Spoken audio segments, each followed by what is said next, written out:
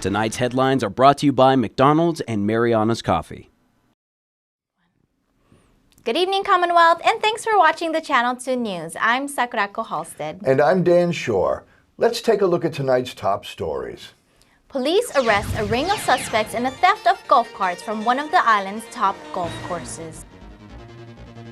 Also tonight, CNMI Forestry is hoping to grow some solutions that will help combat local beach erosion.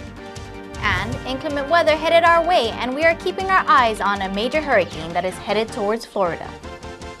In sports, a barrage of goals as women footballers square off in soccer action. Stay with us. These stories and more are next.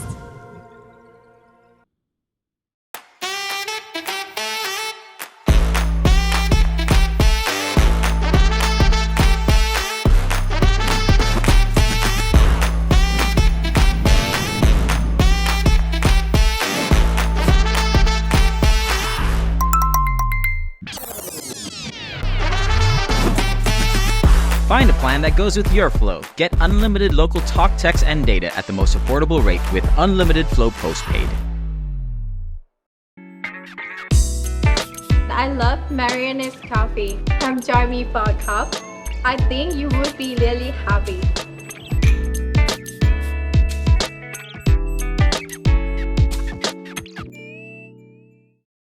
This burger looked at one slice of melted cheese and said, more cheese. It looked at pickles and said, also onions. It wanted to be more than hot. It wanted to be juicy. This is the Quarter Pounder with cheese. If you thought one napkin for the Quarter Pounder with cheese was enough, it's not enough.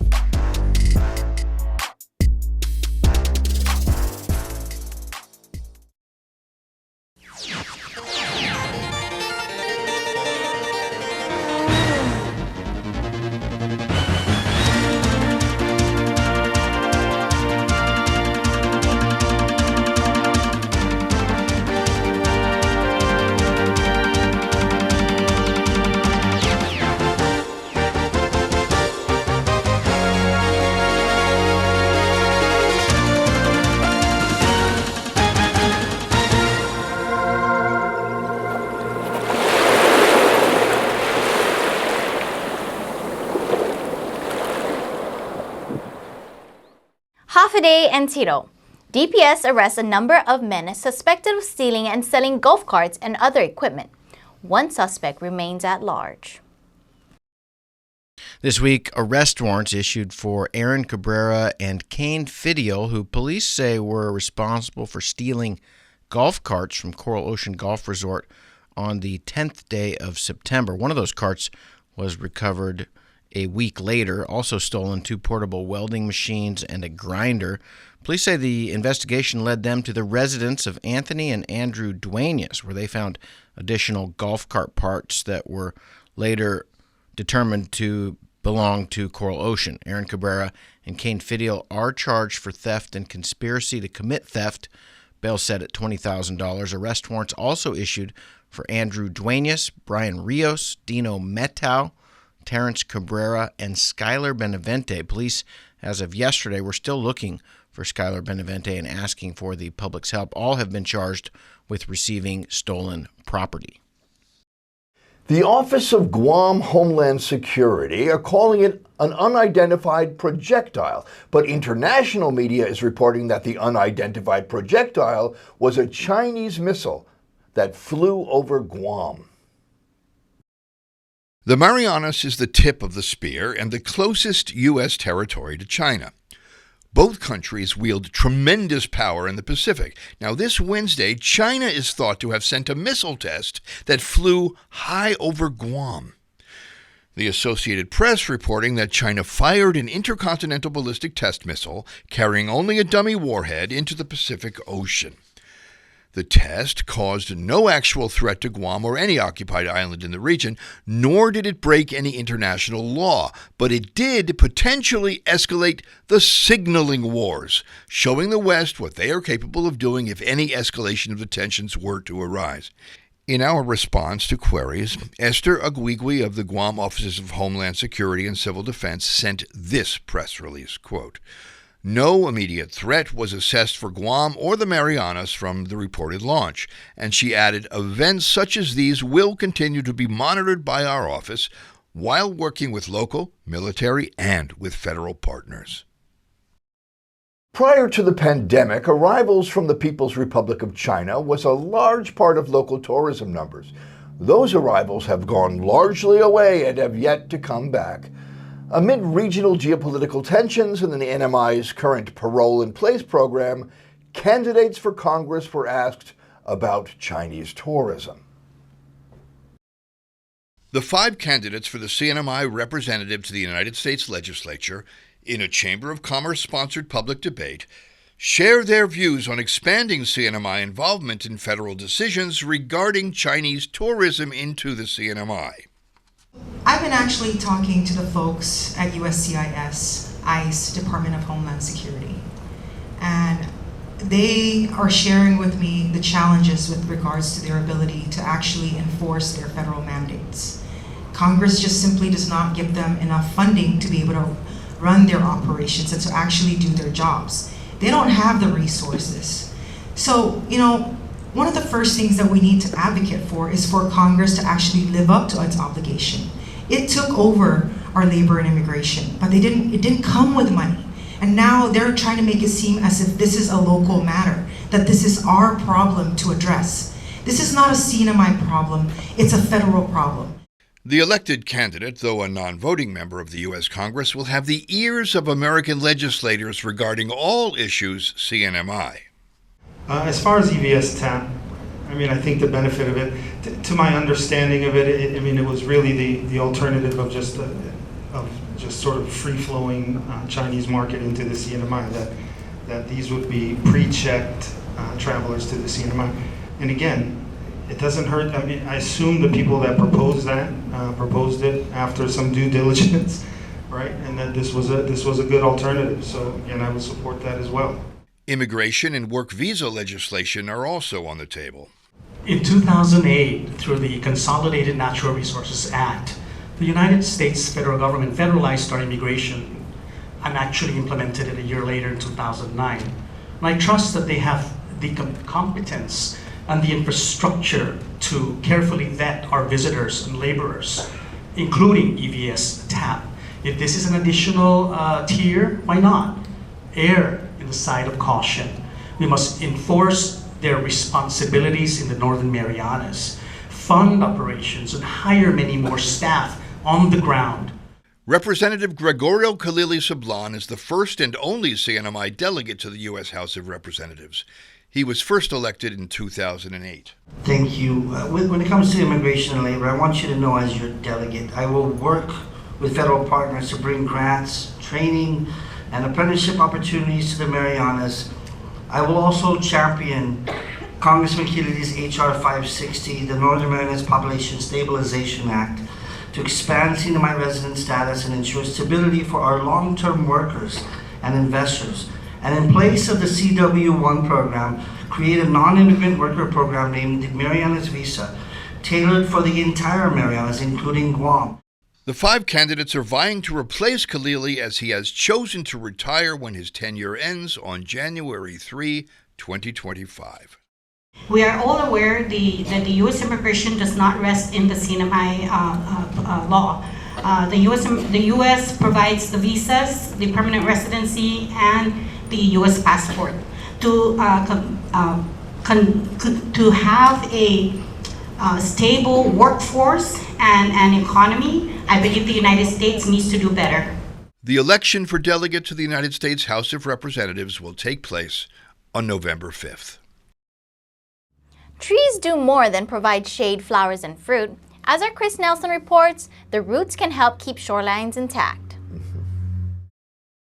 Rising sea levels from the La Nina weather pattern have brought some massive erosion over the last few years to the western shores of the Garapan area. Sandbags are currently being used to stop some of the erosion, but some natural solutions can actually be grown. CNMI Forestry says they are currently growing and propagating plants to help combat the beach erosion problems, but they also need the public's help. We want to help our erosion problem first. That's what we're doing right now. One good example, the one right behind Hyatt. You know, I had a plan, forestry had a plan to stop the eroding, but it's just some communities where they go to micro. Yes, we enjoy micro. We want to barbecue with our family. But in the end, when they're done, they tend to take the charcoal that's still burning and they would throw it to the ironwood tree. So we're here in forestry begging. I'm begging the community. Take care of the trees as how you take care of your kids. Forestry has a number of events planned for October. James Santos helps propagate trees. Forestry says they currently have an inventory of about 2,500 plants. Do you have a favorite tree yourself? Actually, it's the crotons, the langiti, acacia, yeah. Dave Combs helps get the word out to the community. My job is to beautify Saipan and to encourage people to grow, to think about and start a conversation about what do you want your island to look like? What do you want our island to look like in 10 years, 20 years, 50 years? You know, we have a blank slate, basically. It's war-torn from the World War II. We've had typhoons, and you can tell just by driving around, it needs attention. Combs says finding the right seeds, can be tough. Some of them are very rare now on this island. To start the seeds, it's very difficult to start seeds and grow trees. It's easy to plant them, but it's even more difficult to start those seeds and grow them. We hear about some communities planting, instead of beautiful trees, they plant trees, and you mentioned it a little bit, but they plant trees that that produce food, yes, that people can eat in public areas. Yes. What are our options here? Well, we're looking at a lot of citrus. You know, we talk to the elders in the communities. We talk to everyone we come across. It's like, what do you want? What do you need to see? And fruit trees, especially citrus, are number one. You know, they want to see it in the public areas. They want to see it, along the roadsides. Are we doing that, or are we going to do it? We are doing it, but we're going to be doing it, with more zeal, I would say, as time goes on. On Monday, Forestry will be up at the governor's office as they prepare for October 1st, CNMI Arbor Day. Here at KSPN2, we are planning, or maybe I should say planting, a number of stories on forestry this coming month. Chris Nelson for the Channel 2 News. Coming up, what is the #1 local song that puts a smile on your face and gets people dancing? Well, we're going to present a local favorite and the man who sings it next.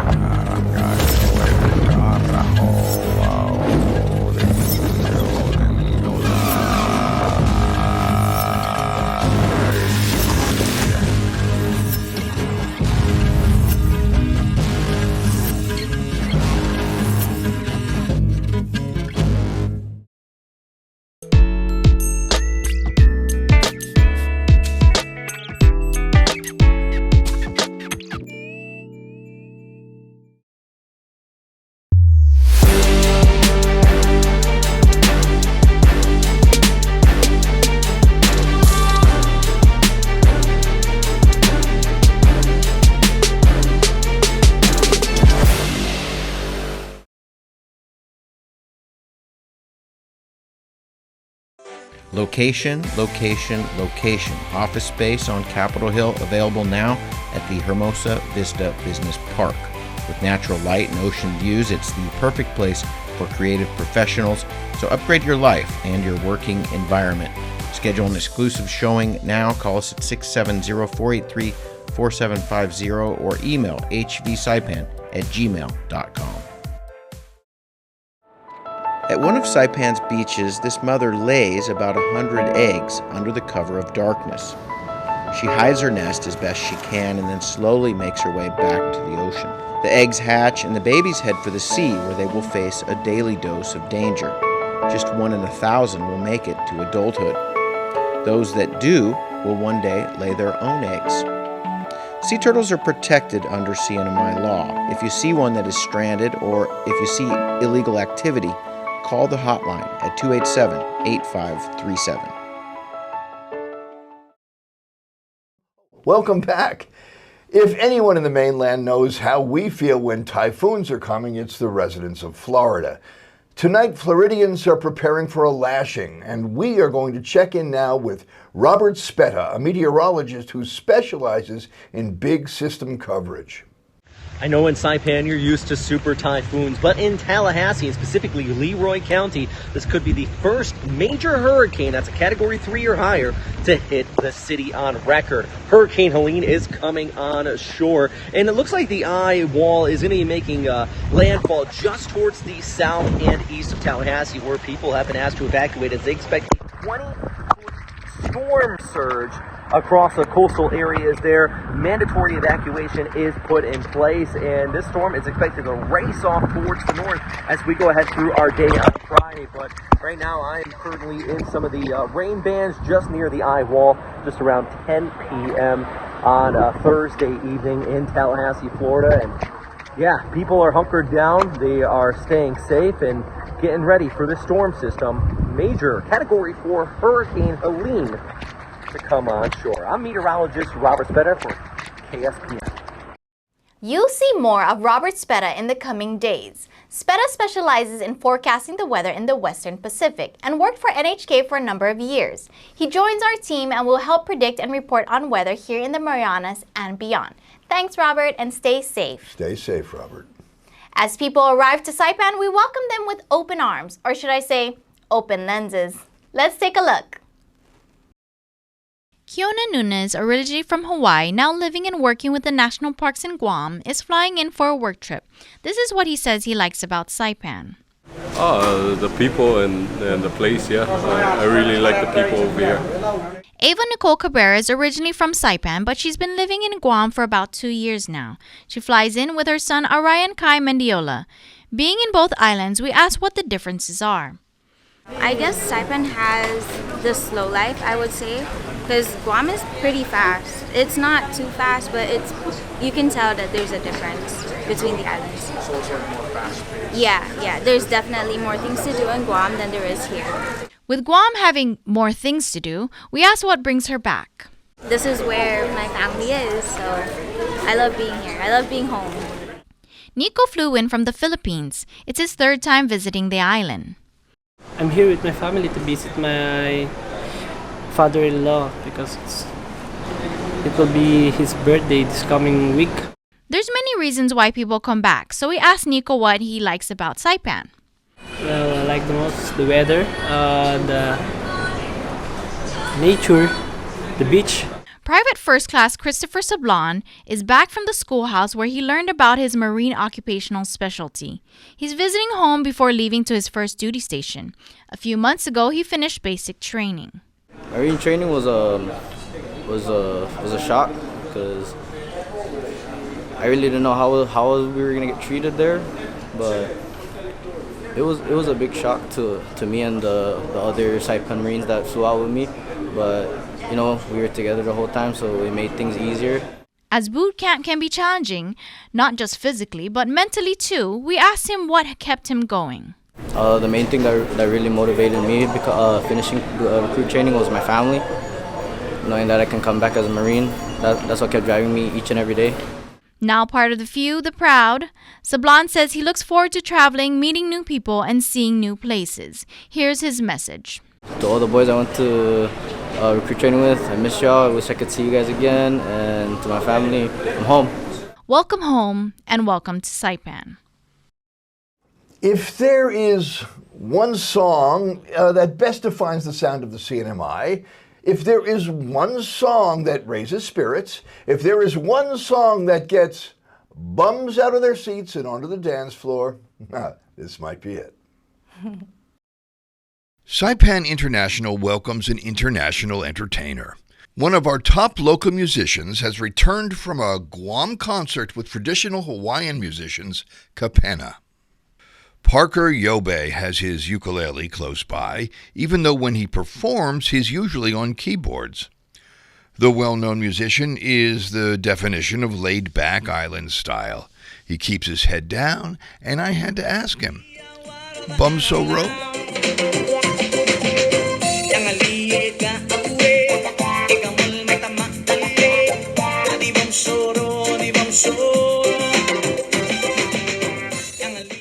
Parker says he enjoys playing all kinds of music, Japanese, Korean, even American country music, but island music holds a special place in his heart.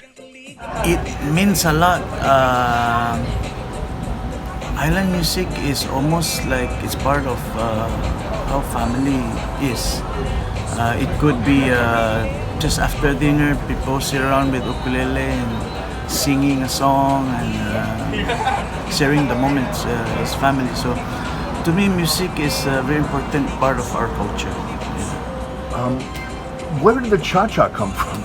How did cha-cha get here? Cha-cha originated, I think, Latin America and Spanish.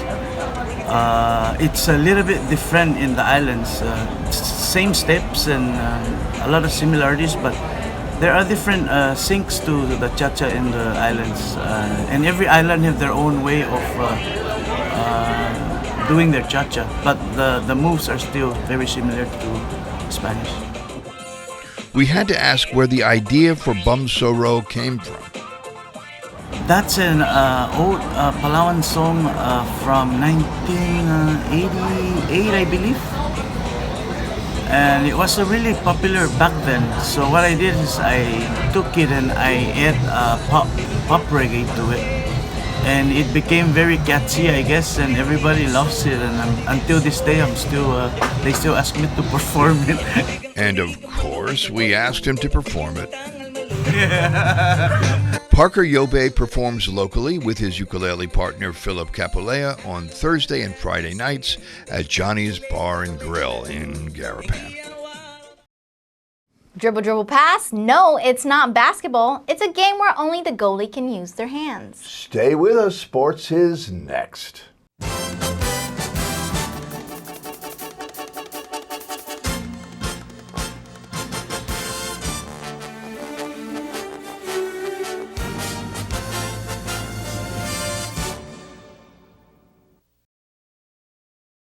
Fast, fun, and easy. That's how your home Wi-Fi should be. So start with an internet plan that fits your budget. Introducing your home Wi-Fi starter pack, also known as WISP. Enjoy up to 25 megabits per second for as low as $35 a month. Plus, a free router with your wireless subscription. That's hours of movies, games, social media, and more endless fun. Get your Wi-Fi starter pack today only at Docomo Pacific. Better together. Additional conditions may apply.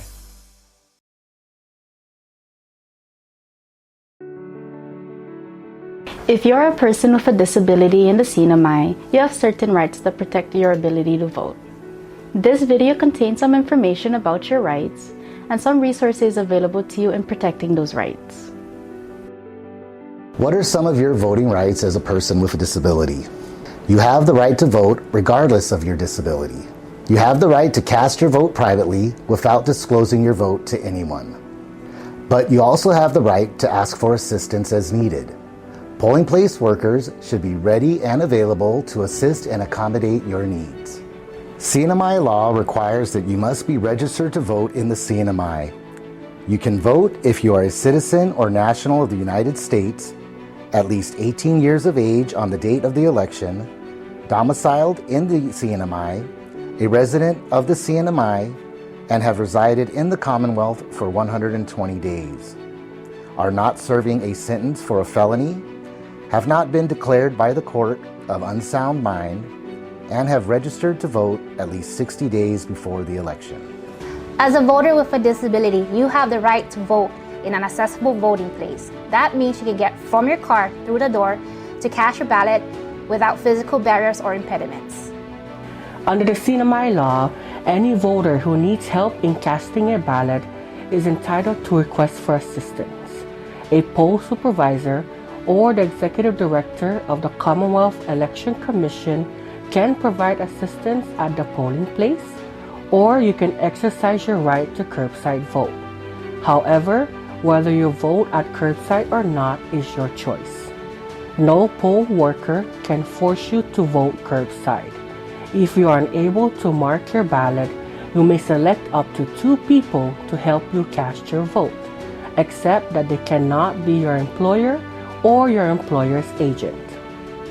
The Americans with Disabilities Act of 1990 requires public entities to provide progress access, reasonable modification of policy, auxiliary aids and service where necessary to afford an individual with a disability an equal opportunity to participate in and enjoy the benefits of the services, program, or activity being conducted by the public entity. Our primary goal is to have 100% participation of eligible voters in all elections, 100% polling place accessibility, and options for all voters who seek independent and private voting.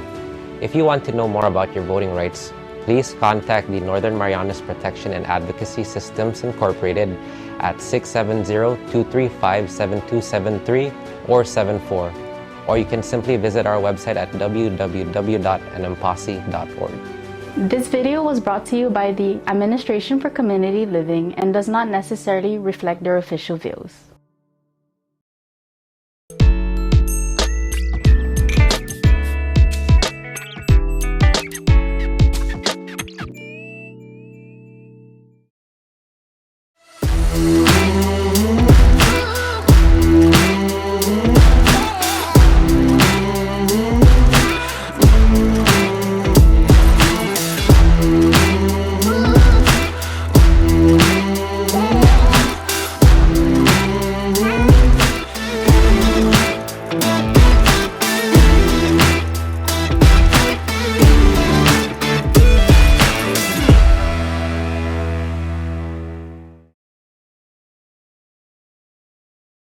Buenas sports fans.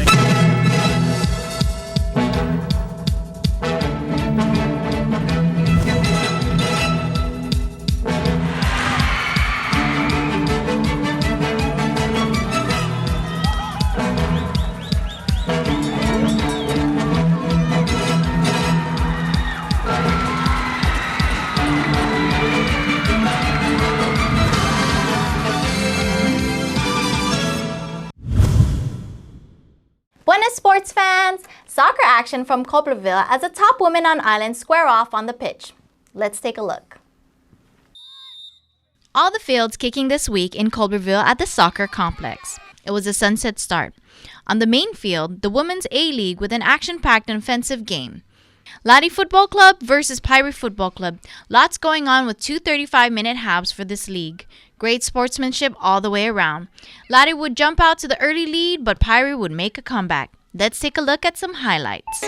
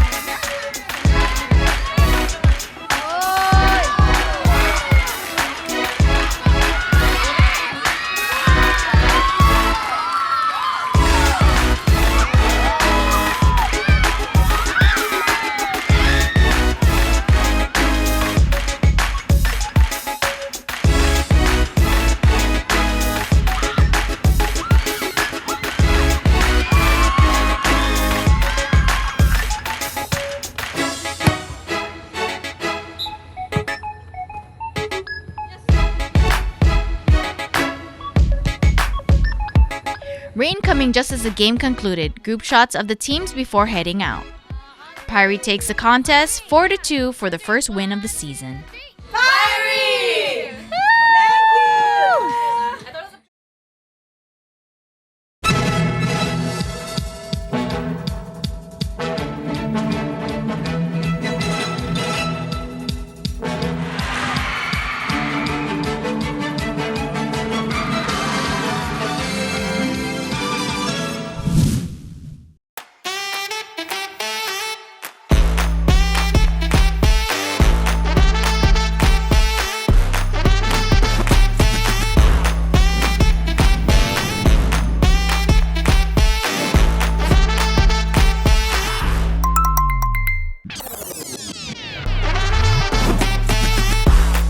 plan that goes with your flow. Get unlimited local talk, text, and data at the most affordable rate with Unlimited Flow Postpaid.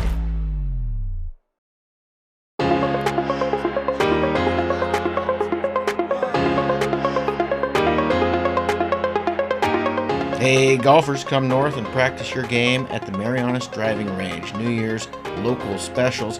10-piece coupon books available for just $60. That's a $10 savings. Want to get really good? Come work on your swing every day for just $99 per month. It's our practice pass and you're going to love it. Grab your passes and go straight to the range. You can social distance and chip all at the same time, and the views are free. Reserve now at marianastrekking.com. You can pay online, open 7 days a week.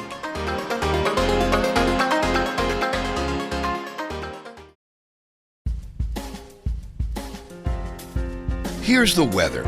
Tropical Storm Condition 3 warning for the outer islands of Pagan, Alamagan, and Agrahan, but here in the NMI, just regular rainy season weather.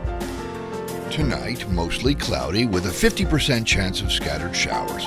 Southwest winds of 10 to 15 miles per hour. The weekend, same, mostly cloudy with 25% chance of scattered showers, high in the upper 80s, low in the upper 70s. The sun will set tonight at 6:09 p.m. and will rise tomorrow at 6:07 a.m. Since the sun rose today at 6:06 and will rise tomorrow at 6:07, it means that even the sun needs a little extended rest on this coming September Saturday. So, like the sun, Saipan, rise a little later. Take an extra moment to open your eyes and greet the crowning dawn. Yawn an added breath and give thanks for another beautiful day. And I will see you in the water or on the land. That's news, sports, and weather. Thanks for tuning in. See you next time, Saipan.